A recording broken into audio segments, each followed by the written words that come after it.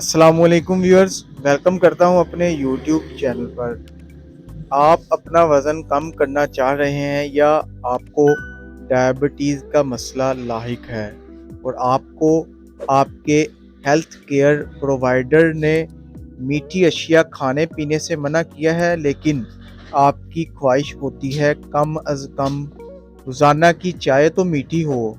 तो जनाब, आप अब अपनी फीकी चाय को स्टीवो साशे या टैबलेट से मीठा कर सकते हैं। स्टीवो ना तो आपके वज़न को बढ़ने देगा और ना ही डायबिटीज़ के पेशेंट में ब्लड शुगर लेवल पर असरअंदाज होगा।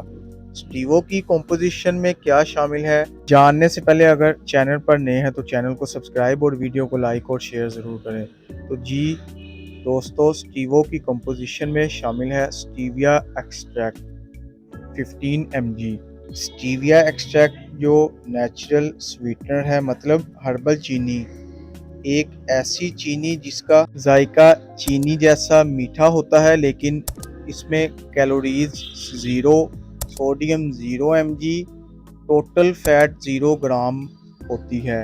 अब मैं आपको बताऊंगा स्टीवो साशे या टैबलेट एक कितने चम्मच शुगर या चीनी के बराबर होता है। स्टीवो का एक साशे या टैबलेट एक चम्मच चीनी के बराबर होता है, जिसमें 0 कैलोरीज होती हैं, जबकि एक चम्मच शुगर यानी कि चीनी में 20 कैलोरीज मौजूद होती हैं।